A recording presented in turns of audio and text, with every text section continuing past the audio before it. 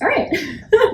Thanks, everyone. Thanks for hanging out for 5 minutes while I got set up. So, like Nathan said, my name is Christina Sanders.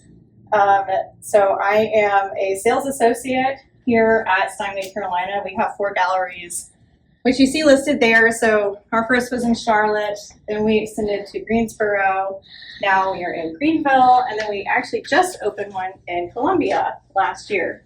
So the piano business is doing good, which we're very happy about. It means that people are pursuing music, which is a really wonderful thing.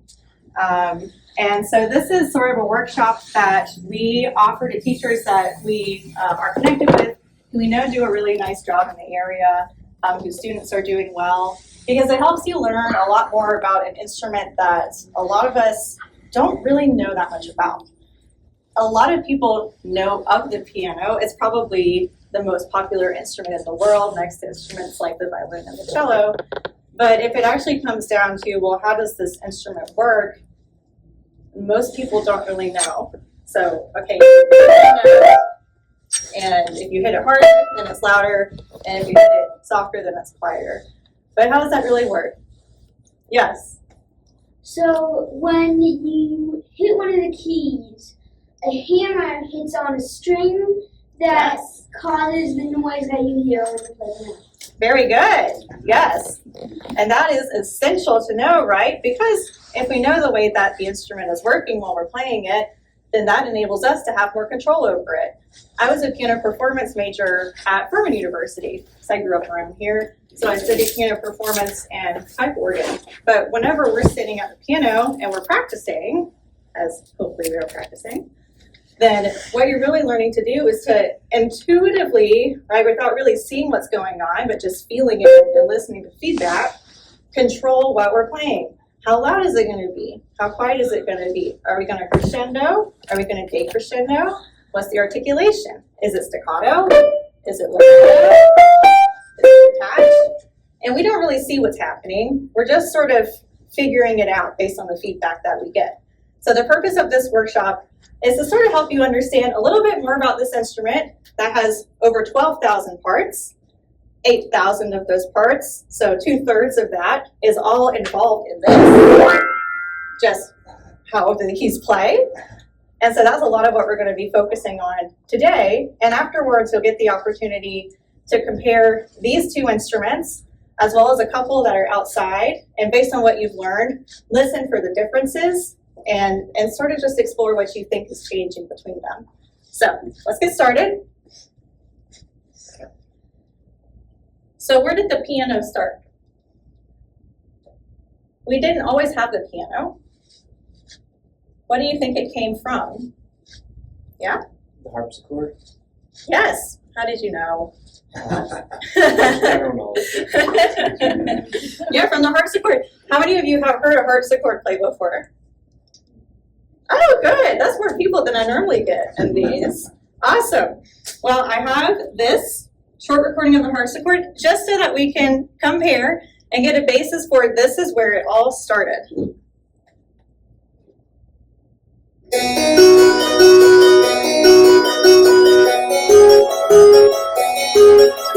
How many of you know this piece? Please tell me you know it. Yeah,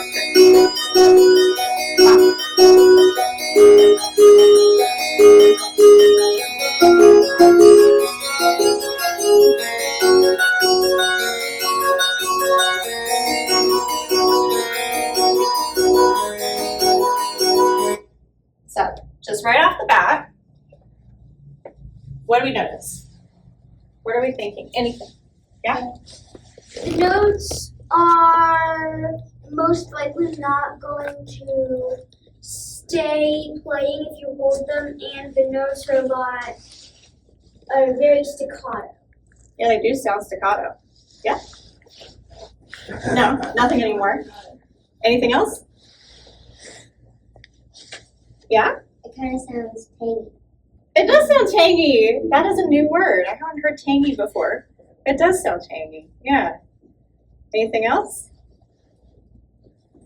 No, it's pretty different, right? It sounds pretty tangy. It's sort of like you're biting into a lemon. Yeah? The black note, the black black things and the white things are switched in color. They are switched, yeah. Good observation. It's sort of confusing, especially if you were to sit down and play one. Has anyone ever sat down and played a harpsichord before? No, it's very confusing when you sit down because your brain keeps thinking the black notes or the white notes. Yeah? There's 2 sets of keys. There are 2 sets of keys. Very good. And that is a big difference between this and the modern day piano. Do you know what we call those if we have the different sections? You call those manuals. Have you ever seen a pipe organ before? Yeah.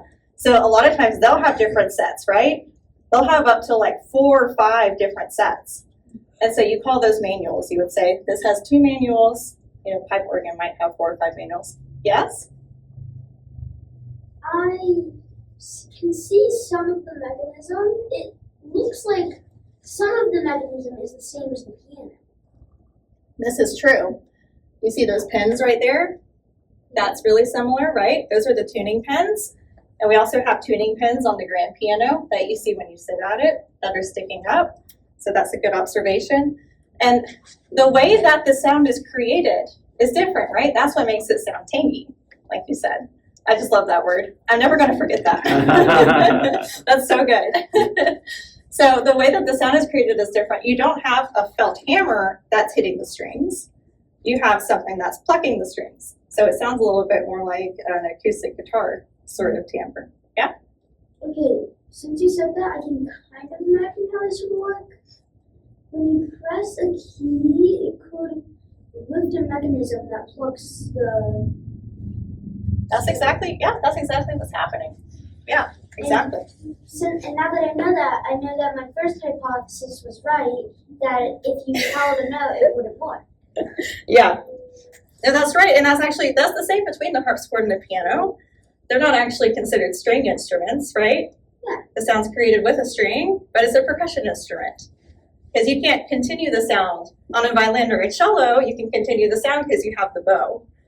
But piano and harpsichord, you only get that one shot, right? So you get that one shot to strike the note. Now, how do we get from this to something like this? Very different.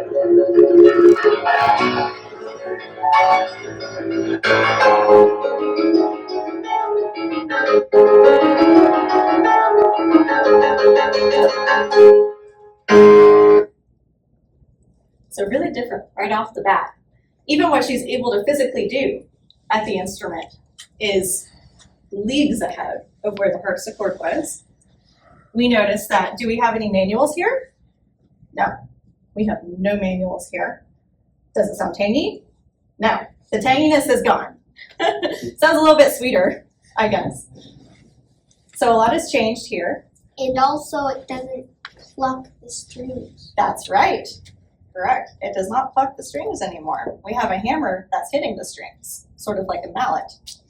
So, how did we get from that to this? Well, I have answers, hopefully. So, this man is the man who created the very first piano.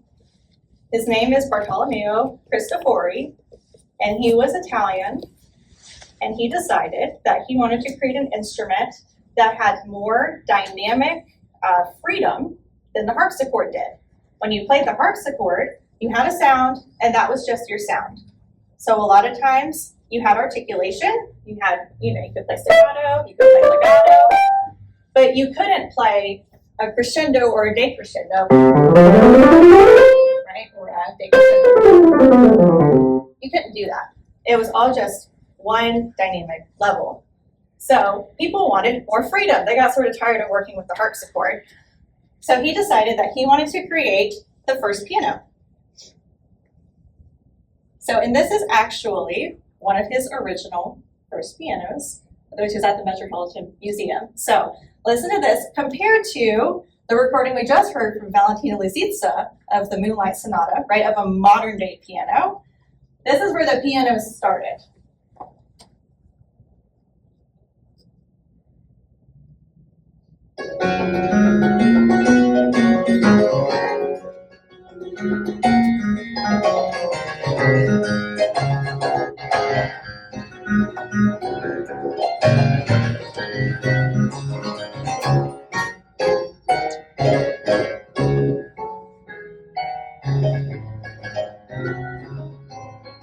It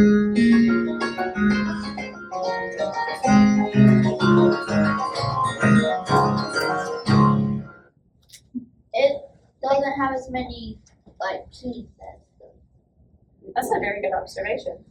Yeah. Yeah. And I think it might still pluck the strings, does it? It sounds like it does, right? Yeah.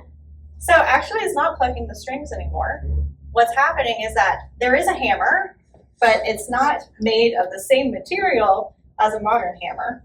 So it's a thinner sort of material. So it is hitting the string, but it doesn't sound as full as the hammers that we have now. Oh. Yes? Well, on this piano, it's not like that piano because the music is like on that piano. It's like not. It's like this. Yeah, it's sitting flat. Yeah. Very good. Very good. Yes? and the piano is short. It is short. Yeah, there's not a whole lot inside that piano. As the piano started growing up over the centuries and progressing, then more and more engineers would design new things, new ways of doing things inside the piano, adding things into it to create the really full and rich sound that we have now. But at first, it was really basic, right? Yes?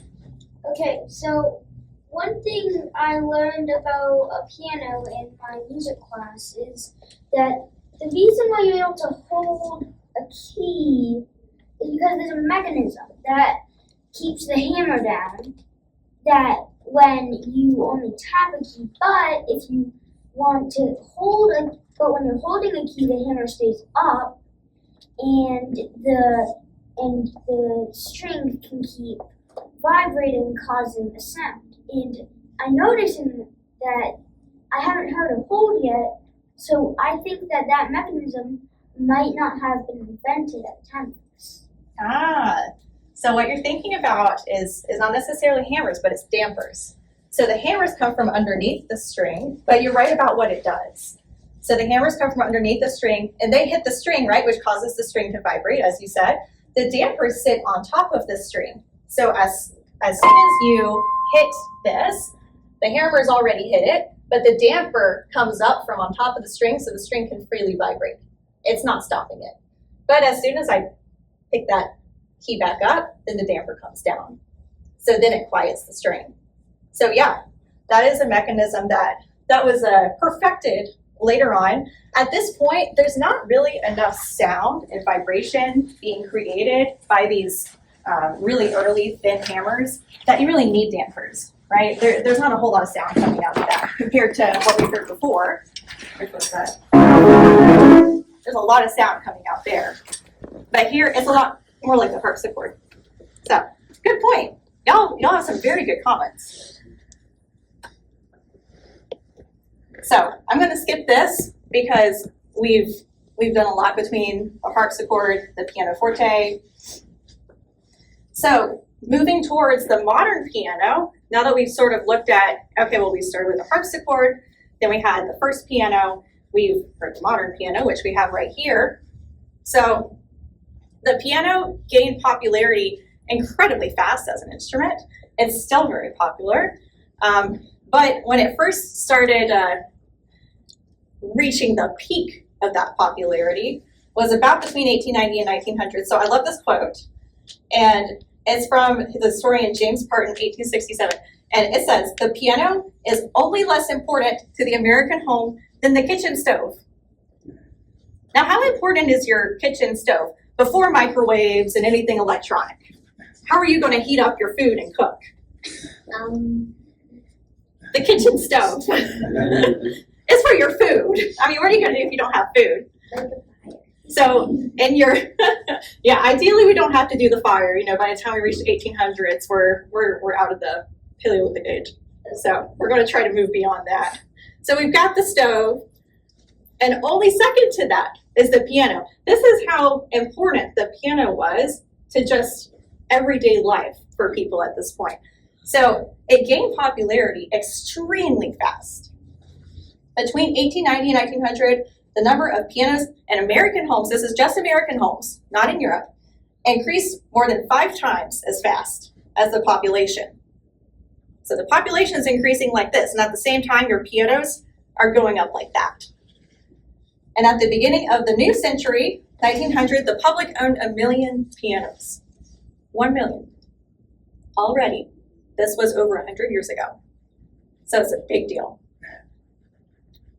And I'm going to skip this part too because we went over this really well. Y'all are very engaged. So we get to skip things today. So now moving on to the modern piano. What makes a piano a piano? And like I said earlier, there are about 12,000 parts in a modern grand piano. So we're going to go over all 12,000 today, and y'all are going to stay here with me for the entire day. No, we're not going to do that. No, you can basically whittle it down to 3 parts of the piano that are going to determine the sound quality of it. Have you ever played a really old piano and it sounds kind of twangy, almost more like that harpsichord or that first piano? Have you ever played a piano like that? Maybe some keys are sticking, maybe some keys don't even play. Yeah. I played a pipe organ. That was really good. Oh, you did? Oh, no, pipe organ is a totally different animal, but I wish we could talk about that too. Yes. My family owns a grand piano that I do not know how old it is.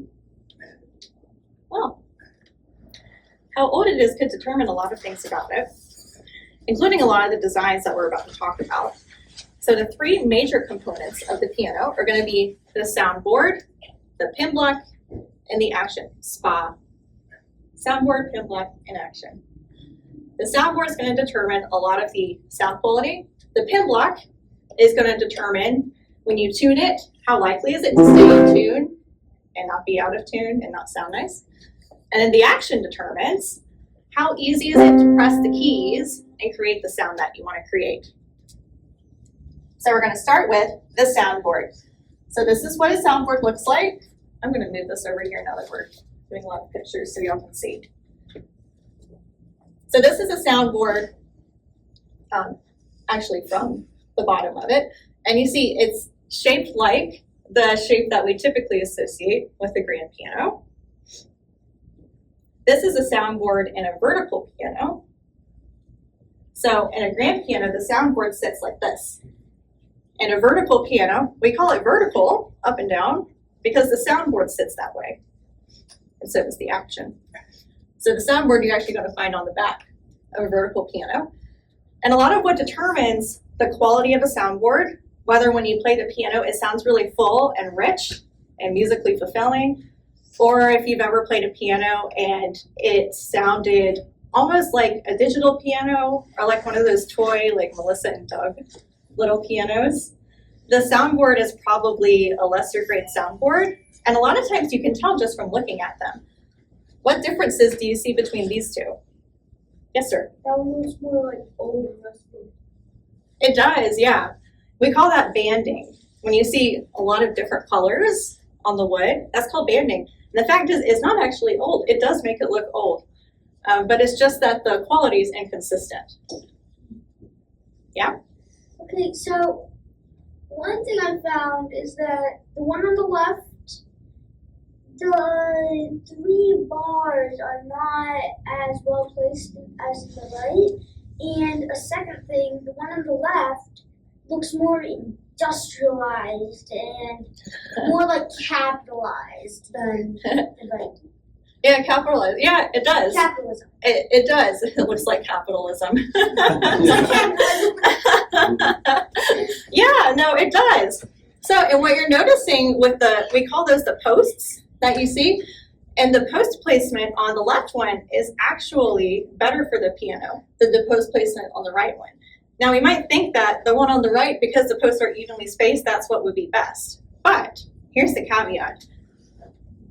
Between all of these notes in the piano, is the amount of tension on the strings going to be the same?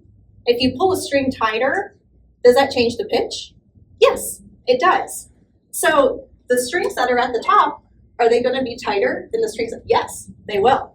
So actually, you want to have more of those posts at the top where things are tighter than at the bottom, right? Because at the bottom, the strings are not going to be under nearly as much tension. So you actually want to have more posts in the treble section of the piano and then fewer at the bass section. And this is our capitalism piano because those are really, really massive posts, right?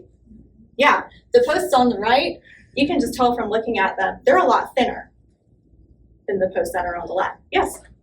And the lower strings are thicker than the higher strings too. Yeah, they are thicker. They have the copper winding around them, right? Because as you get lower, the sound waves get a lot slower and bigger, which causes more vibrations like this. So the copper winding actually keeps the string from going crazy. So they are bigger. Yeah, very good.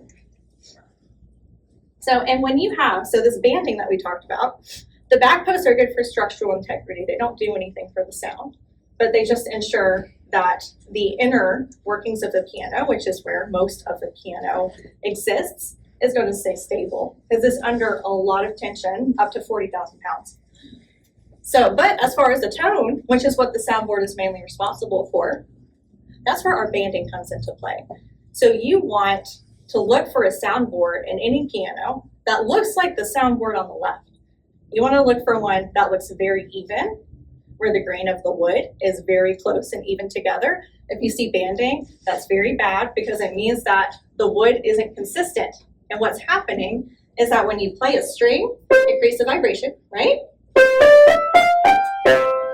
And as the strings are vibrating, the reason we can hear them so well is because of the soundboard. The soundboard is the amplifier. It makes it louder and it filters all of that sound coming from the strings. So the quality of that filter is very important. This is another example of soundboards. So again, which do you think is going to sound better? The left. Yeah, we're quick learners. The left one's going to sound better. Yeah, what differences do we see between the left and the right? The right one has a knot. It has a knot. Yeah, that's a big, big no-no. You never want a knot because think about your sound waves. When you press the key, the sound's vibrating. You want that vibration to go evenly all the way through here, right? Because that means it's going to sound good and clear. If you have a knot, the sound's going to vibrate and it's going to go. And so you're losing out on sound, and it might even make it sound a little bit tinnier. Yes? There's banding on the right one. And also, I'm pretty Yeah, there is sure some wood banding. is kind of warped on the right one. Yeah, it is because of that knot. Yeah, because the way that the wood is grown, the wood comes from trees, right? So it depends on how the tree has grown. And piano manufacturers who have high standards for soundboards need to be very careful about which trees they select. This tree had some issues when it was growing, but they said we're going to use it anyway. It's a little bit cheaper. But then the way that it grew, that tree had a knot, and so as the wood was growing around it, it had to do that.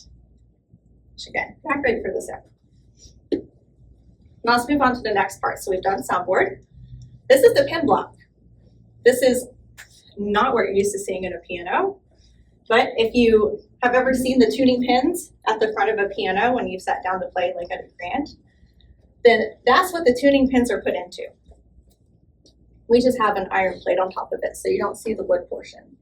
There's a lot of tuning pins. That's why when you get your piano tuned, it takes a very long time for the tuner to get through all of them. And I have massive respect for our piano tuners, by the way. They do good work. They can sit there for an hour. And I would lose my mind. Just playing the same thing over and over and over again. Massive respect. So that's where our tuning pins go in. Now, this is what that slab of wood looks like if you were to cut it and then look at the side of it. So this is called a pin block. The pin block is where the tuning pins go into, and the pin block's entire purpose is to ensure that when your tuner is tuning the piano, how long is that tuning going to stay good, right? How long before you need to get another tuning on the piano? Some pianos, you need to get them tuned a lot more often than others. Some pianos are good after 1 or 2 tunings a year, and that majorly depends on the pin block. So these are examples. Again, I've given you both ends of the stick, a really good one and a really bad one. Really bad one. But this is not altogether uncommon to see happening in an old piano. So what do we see happening here If we were diagnosing this guy, what are his issues? It's breaking. Yes, sir. It's breaking apart. It's breaking apart. Yeah. And where is it breaking apart at? We see we have these layers, right? So it's breaking apart at that top layer. Now, part of the reason that this happens is because when you're creating a pen block, you have a bunch of sections, and these are all separate sections of wood, right, that are placed on top of each other. How are you going to connect these sections together? If you're stacking something, glue. That's exactly right. You're going to use glue. So, depending on the quality of the wood, once again, wood quality is primo in pianos, but also the grain of the wood. We saw the grain, those little lines in the soundboard, right? The direction of that grain is what we think about with a pen block. And if you compromise on either one of those, then that glue starts to separate because the grain of the wood helps keep the different layers together. The quality of the wood is going to also help these pieces of wood stay together and help the tuning pin stay in place. When those are compromised, the glue starts to come apart. And then you get something like this. So I'm going to pass this around. And as y'all look at it, I want you to notice the grain, the direction of the grain and the different layers. This is what you want in a pen block. You're going to see there's the first layer at the top. The direction is going like this, horizontally, side to side. The next layer is going to be diagonal. The next layer is going to be vertical. So it's almost like it's the hands of a clock, and each one is going a little bit differently. Because when you do that, the grains grip each other. If all the grains went the same direction, it's just going to slide. And that's part of the reason that glue will come apart. But if they're all going in different directions as it goes down, then it's like they're gripping each other and holding on. So I'm going to pass this around. And I have another one as well that y'all can look at that's cut a little bit different way. So you can see what it looks like right where it hits the tuning pin. So whenever you see your piano tuner, that's what they're working on. And that's what's holding the pin in place.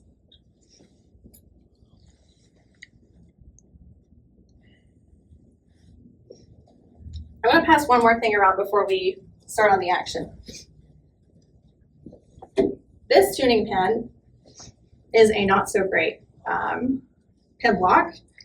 And if you look at the wood grains here, you will see that they are not all diagonally opposed. And you can actually see, if you look really closely as I pass this one around, where the glue is starting to break up and the layers are starting to come apart a little bit. It's uneven.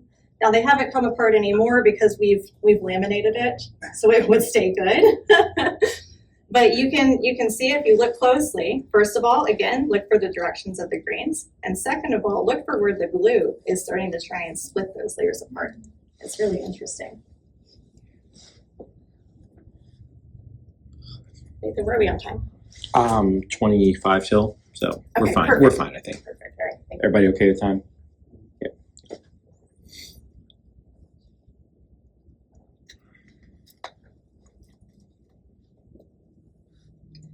And the last thing, I have all my little props for the tuning pin. This is cool. Have any of y'all ever seen this?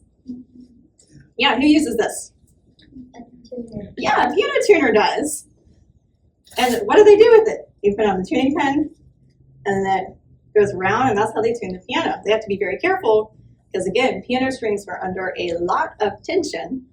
So again, massive respect for our piano tuners. Thank you for what you do. So I'm going to pass this around, and y'all can sort of see what that's like. It's actually kind of heavy too.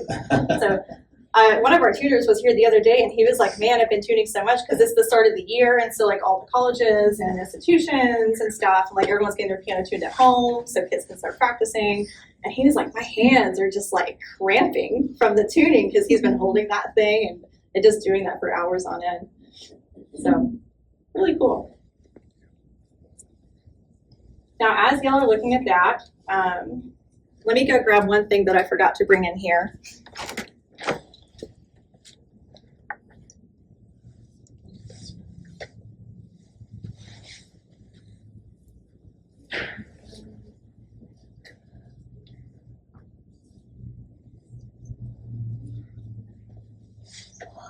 Actually, two things.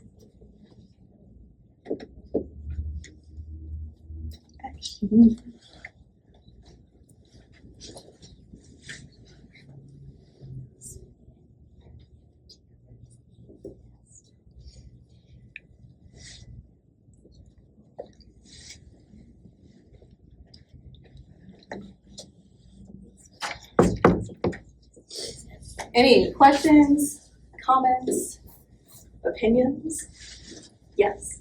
Okay, so just from looking at what you just brought in, I've determined that it's the mechanism on how the key works.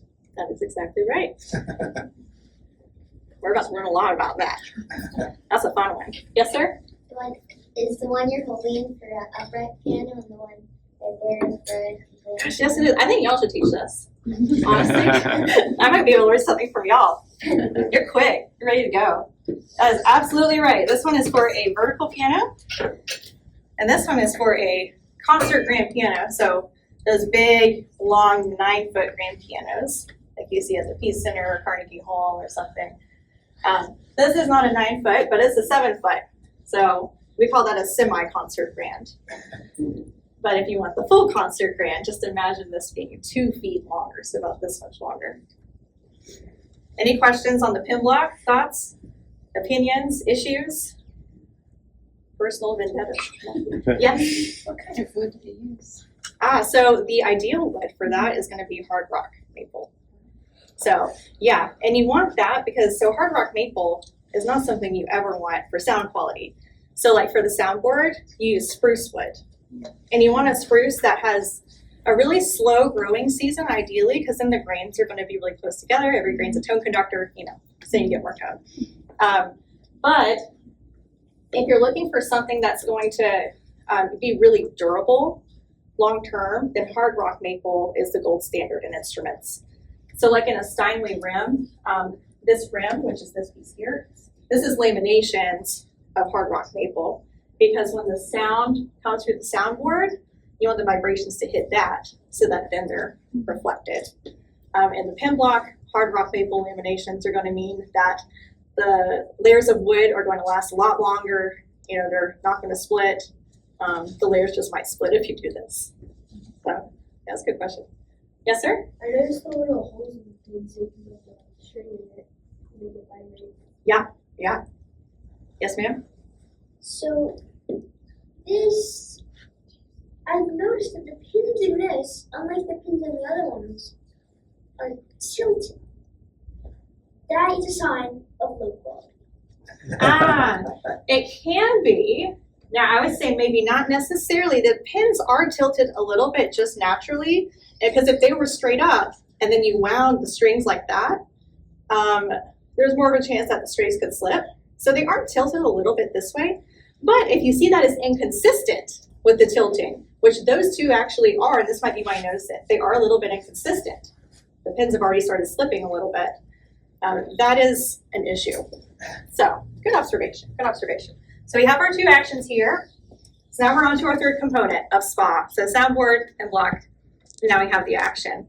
What's the purpose of the action? Yes. To make the sound. It makes the sound. Yes. This is the physical mechanism. This is what we get to directly interact with as musicians. How many parts do you think are in the action across all 88 keys? There's 12,000 parts total in a piano. How many of those parts are in the action? Probably about 1,000. Even more. 8,000. No! Yes, you're right. It's 8,000. I said at the beginning too. It should have been 4,000 if you were dividing between all 3 areas. Well, a lot of that has to do with the fact that you do want to have your basic foundation, so like the soundboard, the pin block, the things that make up the structural part of the piano, you want those to be really solid. But I think the reason you find so many parts in the action is because as pianists, we are tasked with playing probably the most expansive instrument in the world. We have the full range of notes here. We have a lot of ground to cover. We also have to worry about our feet, right? You've got the una corda pedal that makes everything softer. It's like, okay, do I want to use that? Do I want to use a sostenuto pedal, which like no one ever uses, but sometimes? And do I want to use a damper pedal? I mean, we have a lot to think about. So with the Action, it has evolved over the centuries to have so many parts because we want to have the most possibilities at our disposal as we possibly can. That's why the piano is known as the premier solo instrument, right? This is an instrument you can practically go anywhere and you can play anything on it all by yourself. Just think about it. If you are a violinist or a cellist or a drummer or guitarist practically playing any other instrument, those instruments cannot both accompany themselves and play a tune. But we can do that. So we want to have everything we possibly can at our disposal. So the Action has 8,000 of those about 12,000 parts. And this is what you see in one single key. I brought these out so you can see there's a little bit of a difference between our vertical Action, which goes up and down like this when you press a key, and you can't press these keys. And then we have our grand piano Action. And this hammer comes down all by itself because it's just going up and down. You're relying on gravity to bring this key back up. The major difference between playing a grand piano and a vertical piano is this guy right here. I don't know if y'all can see this little coil. It's a spring. We call it a spring-loaded Action on a vertical. Why do you think you don't see a vertical on a concert stage? I need someone different to answer. Come on. Some of y'all have been suspiciously quiet. Yeah. Gravity. Yeah, gravity. Because what's gravity going to do for the key as you play? You're playing repeated notes. What's that gravity going to allow you to do? Do you need to, like a concert piano needs to be able to go really, really fast? Exactly. That's exactly it. If you're going to be playing concert level music, again, we saw Valentina Luzica playing that Moonlight Sonata. Those are quick notes, right? Again, we need maximum possibilities as pianists.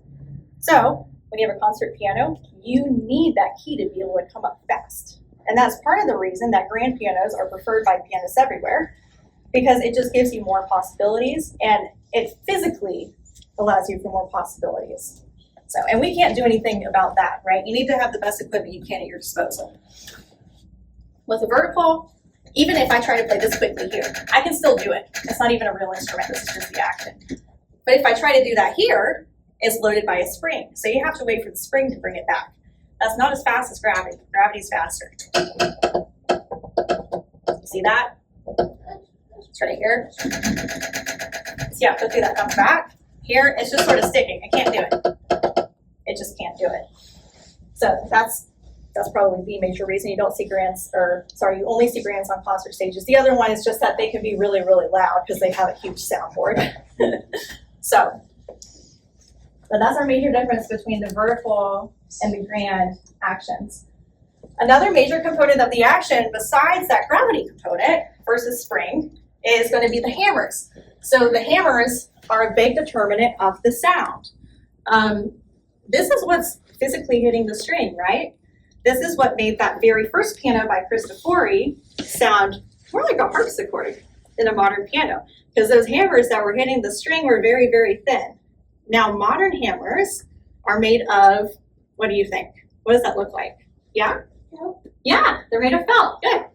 They're made of felt. And that felt is really, really dense. Have you ever touched a piano hammer before? No? Has anyone? You've maybe touched one? Why, you like stuck your fingers in there? I've touched the wood. Oh, you've touched the wood. Ah. Like open up the piano thing. I can see inside of it. So Yeah, I just yeah. touch the wood and do it. Yeah, and you can do that. You can even reach inside the plate sometimes. This is a really fun test of a soundboard. If you tap it, see how loud it is? That's really, really loud. I'm just tapping wood, but that's how cool that wood is. That's spruce. But with the hammers, yeah, you can't really reach down and touch those. They're pretty protected by the strings. That's why I have hammers. I'm gonna let y'all feel. Now this is felt, this is wool from a sheep. but it does not feel like your grandma's sweater. This is very, very hard. So feel these. The smaller one is from a hammer from the treble section of the piano. Sorry, I didn't mean to scare you. This one's pretty loud. So the treble section of the piano, the hammers are going to be a little bit thinner just because the strings are thinner. You just don't need it to be as big. And then as you get to the bass, you have those bigger hammers because they're hitting those bigger copper wound strings. So feel those. And they're pretty tough, aren't they? They're very hard. Why do you think the hammers would be that hard? Why would they pack that much wool into the hammers that are hitting the strings? Why would you do that? Yes, sir? So that it doesn't like squash it and then it touches other strings? Yeah, very good. Very good. Because you're hitting that string a lot, right? Over time, as you practice hours and hours and hours again, if it's a performance piano, it's being performed on for hours. And so those hammers are hitting the strings an infinite number of times. If you don't have really dense felt, that felt's just going to get compacted and compacted and compacted, and you're going to have to replace the hammers, which is like $800. So no one wants to do that. So they make them really, really, really dense. But again, felt wool quality is a big factor here. Yes, sir? On that hammer, the hammer's like a little bit bent on the wood part. Is that on normal pianos or? Do you mean it's like at a bit of an angle? Yeah. Yes, that would be normal. Yeah, that's a normal angle for the hammer to hit the string as it fits into the action mechanism. That's a very good observation. So what you see between these two hammers, they're a little bit different. What's the most obvious difference between the felt part? The right one looks a little bit higher quality. The right one. What do you see just as far as the component of the felt? It's a color. Yes. Red. Red. Yes. Now this is a really good hint as to hammer quality. You want to look for that red piece. So this hammer might look a little bit bigger, but what do you see happening with the felt around it? It's fraying a little bit. It's fraying. Yes. Versus the felt on the left, that felt has stayed very compact. This has to do with the density of that felt. So just like with our pin block, we look at in the soundboard, we look at the quality of the wood, we look at the grains. With the hammers, it's not about the wood necessarily, but it's about the felt because that's what's going to be hitting the string. So you want the felt to be really dense. Denser felt means that the hammers will last longer as they hit the strings over and over and over again. And it also means that the hammers, you can voice them and it's going to sound more rich and full. Do y'all know what voicing is? A lot of people don't. So it's okay if y'all don't know this one thing. It's okay because y'all have known pretty much everything else. So voicing a hammer is where this is done a lot with concert instruments with famous musicians like Yuja Wong, Long Long, Billy Joel, Martha Arkwright. Anytime they give a performance, they have a technician come in and he voices a hammer. So what he does is he takes one of those little hammers that I pass around and he will either put some hard lacquer paint on it, almost like nail polish, and it'll harden. And then that can make it sound brighter. Or he can he uses like a very gentle sort of sandpaper and he'll sand it down if you want it to sound a little bit more mellow. You can do that if you have really, really dense felt. If you don't have really dense felt, it's not going to work because you're going to shave down the hammer really, really fast. So what you actually want is that. And that red piece is called underfelt. So it's underneath the hammer felt and it protects that wood piece of the hammer from being eroded down and it helps the hammer maintain its shape. So that's a really easy thing you can look for. You can actually see that if you look inside any piano from hammers, the red's always going to stand out. So that's a really easy thing to look for. And then these hammers are hammers that have been played a lot. How do we know that? Because of the grooves. Wow, how did you know?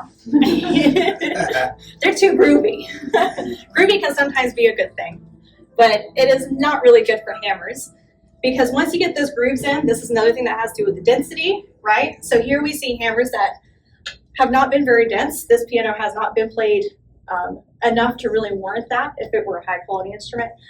So with less dense wool felt, you're going to see that you play over and over and over again, and it hits the strings for each note, and it gets really groovy really fast. And that's when pianos start to sound like the old honky-tonk piano cliche, where it sounds really twangy, tinny. It doesn't sound round and full. It almost sounds more like a toy. And it's because you have those grooves. And at that point, when it hits the string, it's hitting inside those grooves, and it's just so hard.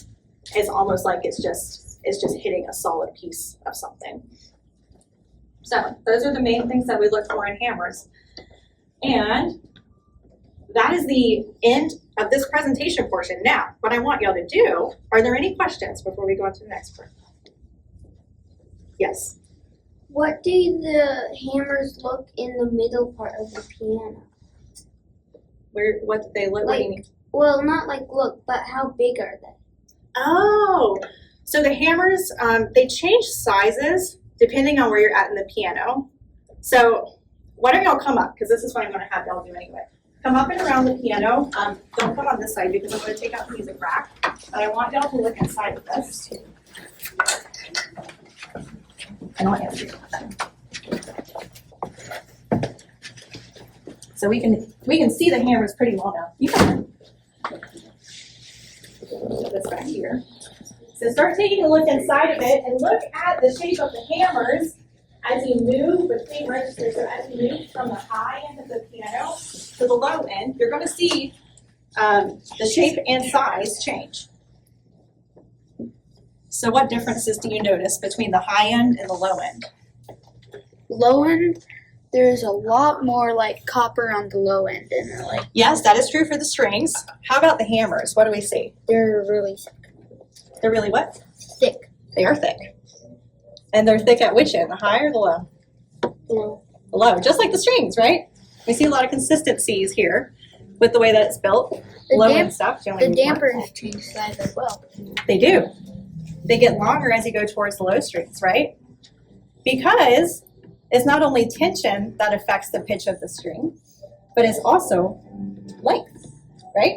As the string gets longer, that also affects the pitch and it affects the resonance of it.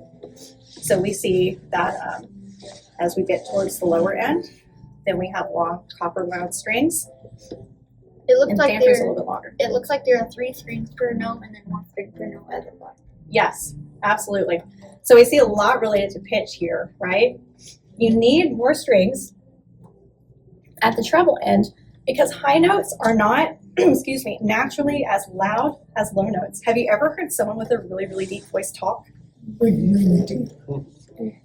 And they just talk and you're like, oh my gosh, like that is really loud. Like the voice just projects. Or have you heard a bass soloist sing something and it's like they don't even have to try. It just goes. Now, as someone with a more like middle range like me to high voice says something, my voice isn't naturally going to project like this is my normal talking voice. It's not really loud, is it? No, it's not really loud. So you need more strings as you get towards the top to be able to match the volume of the bottom strings because those strings at that pitch are naturally going to be a little bit louder. So good observation. Yes? I understand what you're saying because I've been in a theater class and we talk about pitch and all that stuff. Absolutely, absolutely. Yes. Even if you play the notes of the piano.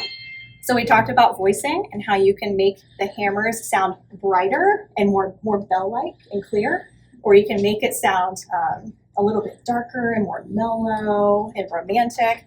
But it's sort of a general rule of thumb when a technician is voicing a piano that it's going to be brighter at the top because those notes just don't cut through as easily as bass notes. If I play these, and then, young man, can you play the very lowest note there?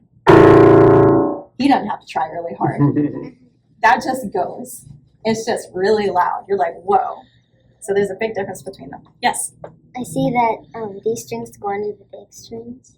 Yeah. The lower strings. They do. And that's actually really interesting. So with the very, very first piano, something you couldn't see well in that video is that the strings actually all would go straight back.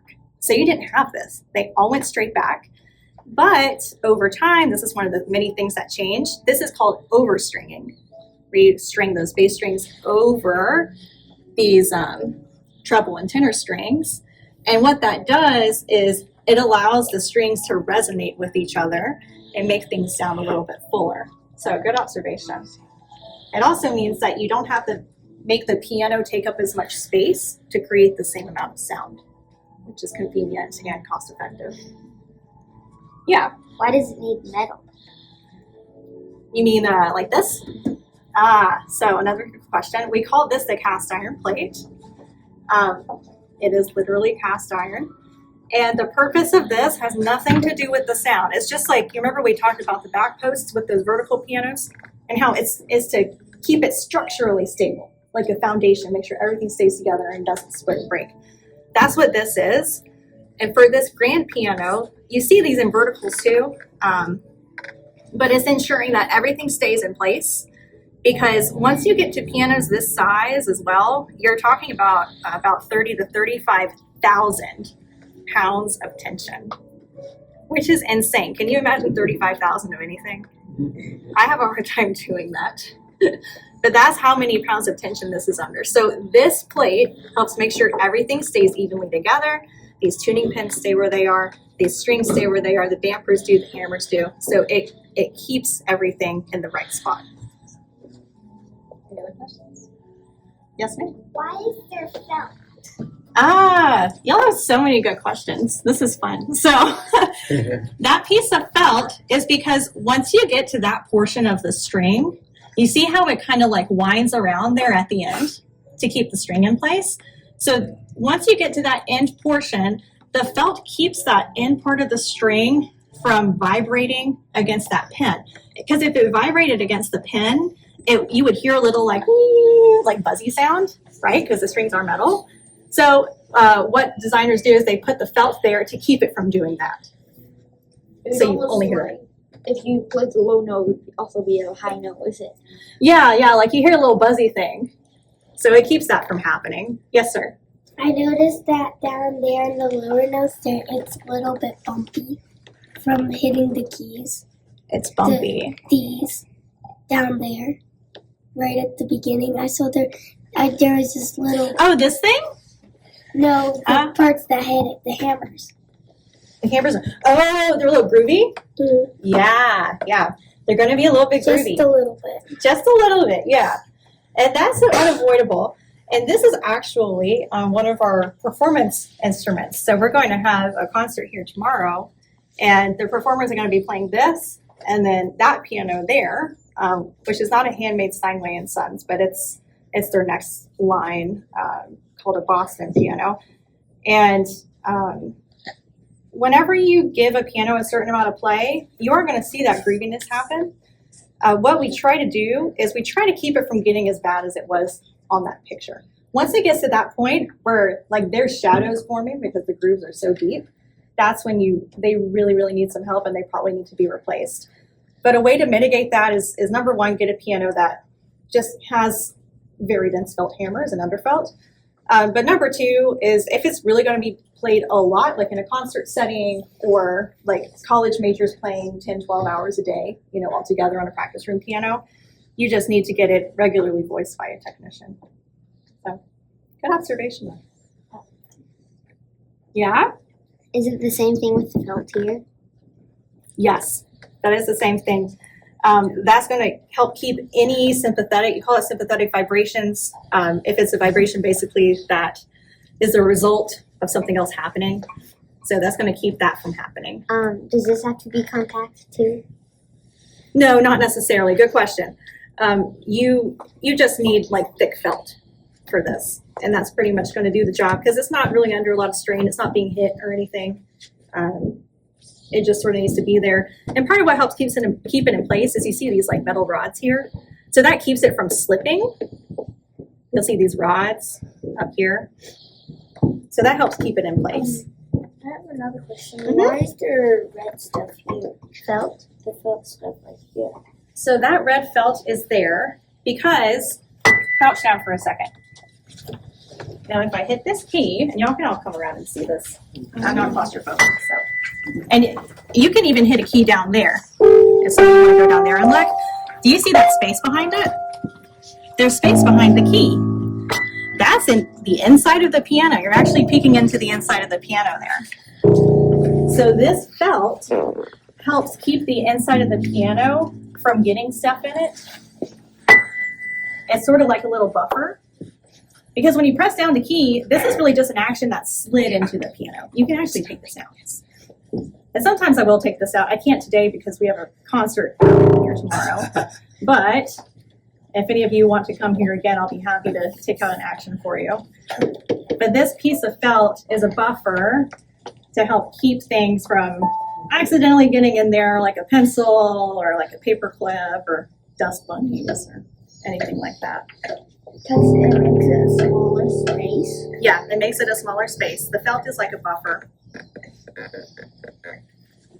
These are good questions. Anything else? Does the felt there also keep it from clicking whenever the key comes back up? Does it kind of damp the action from the key coming back up? You know, not really. That is a really good question. The key doesn't come up quite enough that it would clap on the bottom of the fallboard. The felt just sort of performs that. Again, it's like a protective structural sort of role.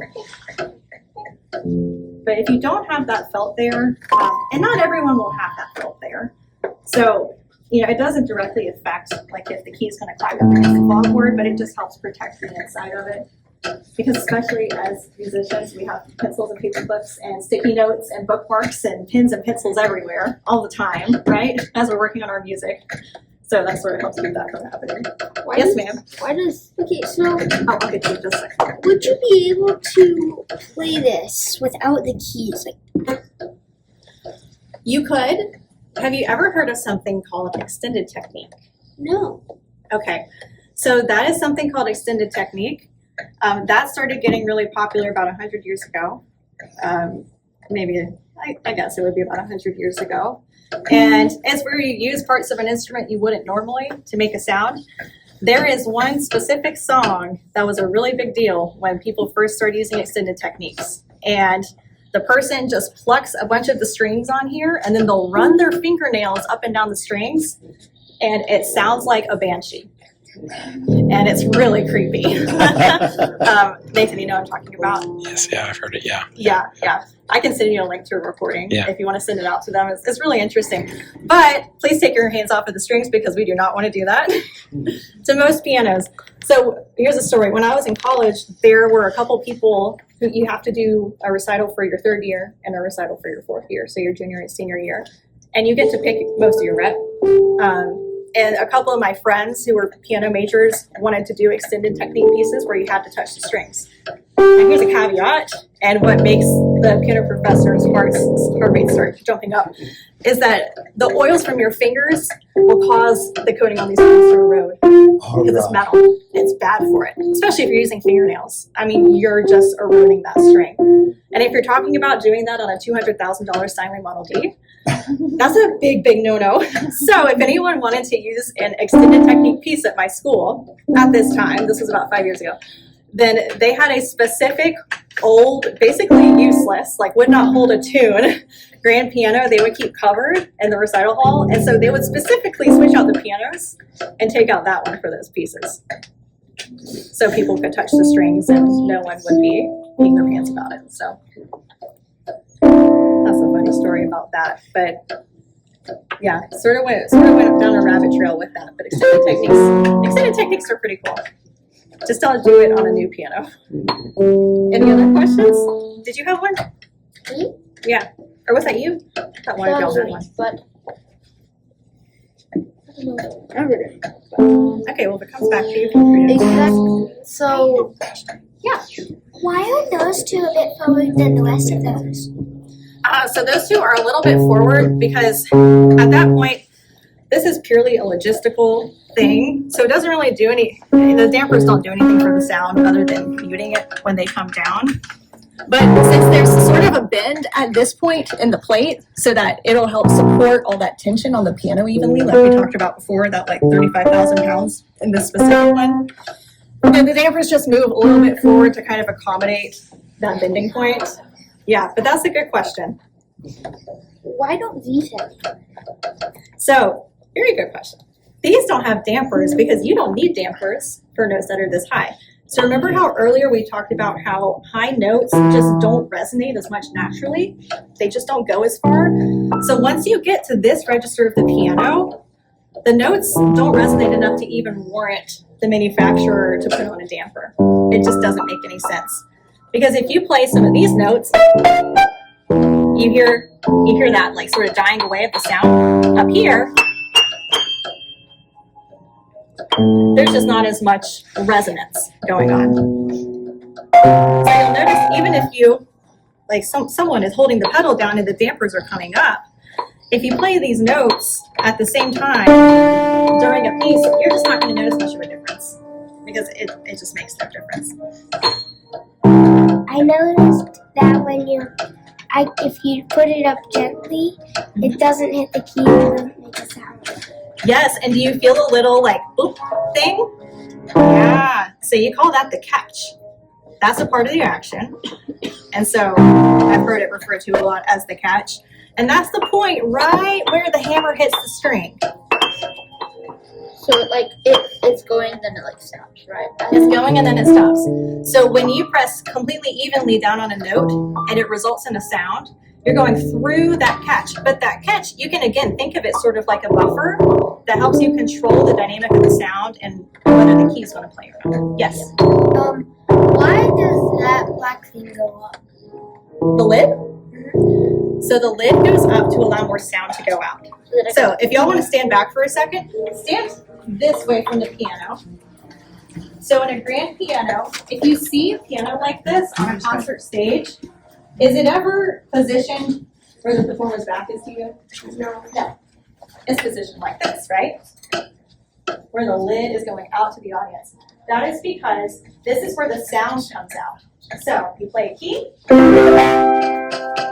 The sound quality goes through the soundboard, right? Which amplifies it, creates more sound, so it sounds better. Then it vibrates off of this rim, goes here, and goes out. So think of like throwing a ball. Create sound, boom, boom, boom. So you hear more sound this way. And I'll show you different ways that you can position the lid for more sound. See, this is called full stick, so this is as far up as it can get for maximum volume. So if I'm playing something like this, it's going to sound pretty loud. Prepare yourselves. Here it is.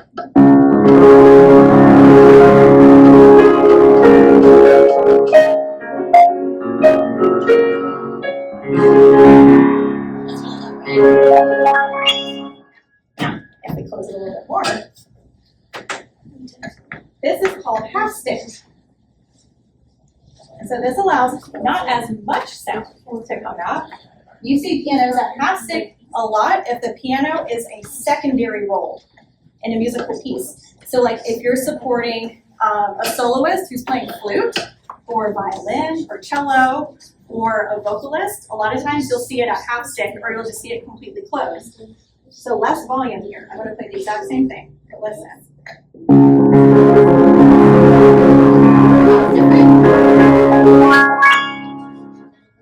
It's not loud.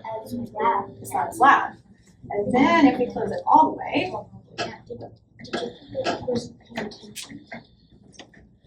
then you're keeping all that sound in here. It's not bouncing up and going out anymore at all.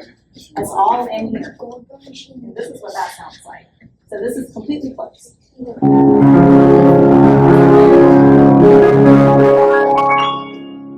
it sounds almost muted now compared to the beginning?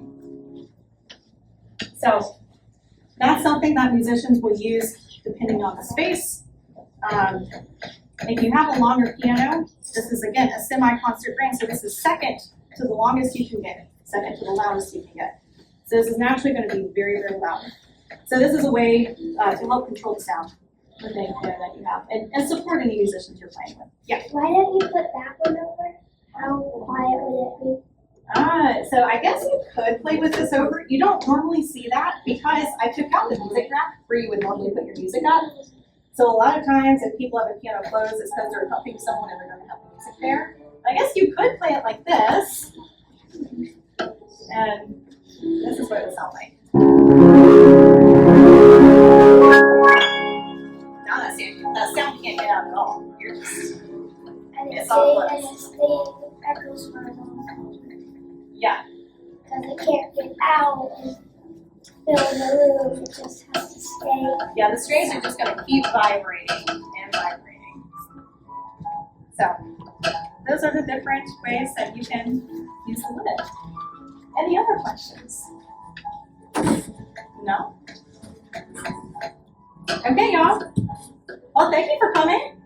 If you want to try out either of these pianos, these are two pianos that are slightly different, and you're welcome to play a couple notes on them. Just don't go nuts. But you're welcome to play them, feel the action, feel how they're different, and then listen to the tone and listen to how they're different because they feel different and they sound a little bit different too. So you're welcome to do that. Play with the action mechanisms. They can take we've had them for a long time and tell them well. And thank you for your time.